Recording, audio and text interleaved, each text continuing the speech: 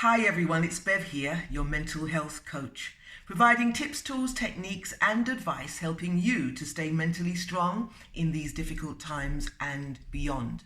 The topic for this video is clutter, or more to the point, decluttering.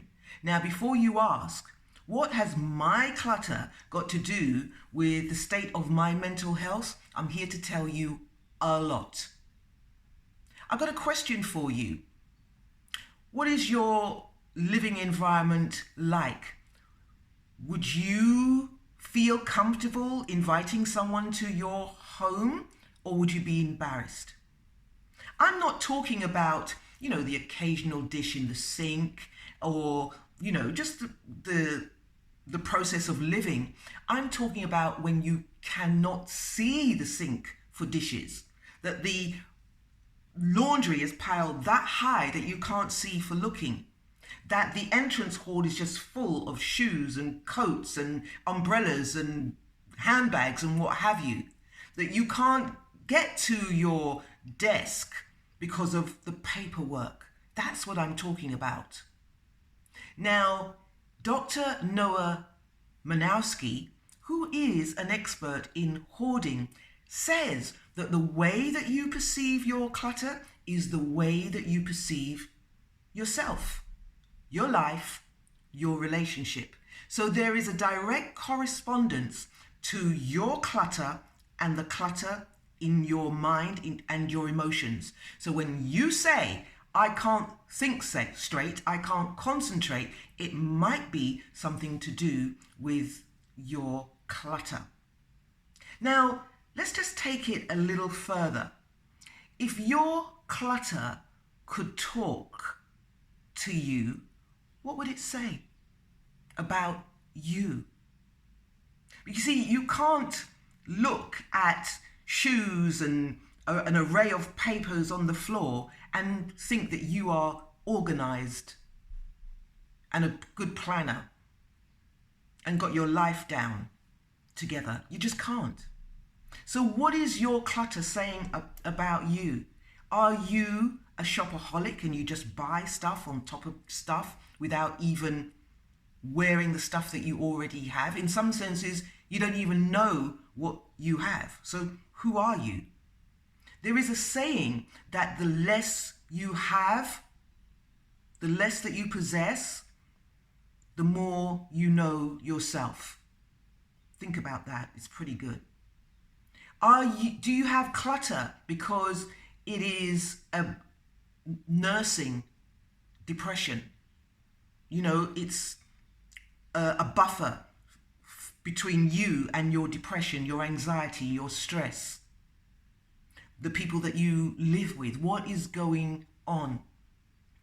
So, when anybody says, tidy up your room, it's never a good thing to hear. But I'm telling you, tidy up your room. It will pay dividends to clearing out your mind, easing stress, and dissolving depression. How about that? You see, Dr. Manknowski says that if you have clutter in the hallway, then what are you saying to anybody that comes to the door? You're not welcome here.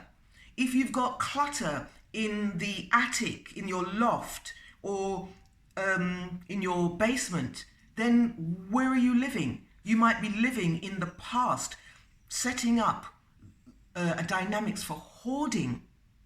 If you've got clutter in the bathroom, bottles and pills and potions or what have you, then you might have issues around your body image. If you've got clutter in your living room, then where do you socialize? Where do you invite your friends? If you've got clutter in your bedroom, then there might be issues in the bedroom, issues around your intimacy. You can't get jiggy with it if you've got clothes and everything on the bed. It's not a sanctuary. It doesn't feel romantic. If you've got clutter in the dining room, then where does your family eat? Is it like everybody eats individually or on their lap as they're watching TV? Where is the interaction with your family? Do you see now how the clutter in your environment affects the way that you live and the relationships? So 2022, start. Now start with the entrance hall. What does the entrance hall say? Keep it clear. Feng Shui says that the entrance hall should be clear so that there is a flow of energy, qi, good energy. When you've done the clearing out of the entrance hall, putting shoes away, putting coats away, finding a place for everything, then you move on to the bedroom. Because if you're sleeping in clutter, clothes on the floor, etc., etc., you're actually sleeping in a mess, in a state, in negative energy. And you're probably sleeping in there for, 8 hours. You're probably in there 10 hours a day. And once you've done the bedroom and made that a sanctuary, a beautiful place that you want to sleep, then you can move on to the rest of the rooms in your house.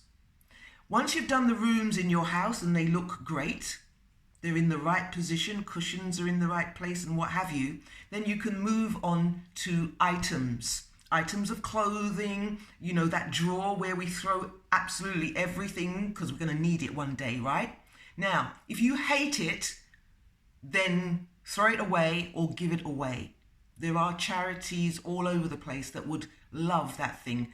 Something that you hate, someone's going to love.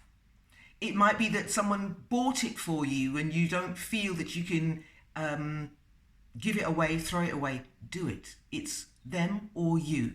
If it's broken, not give it broken stuff, but throw it away.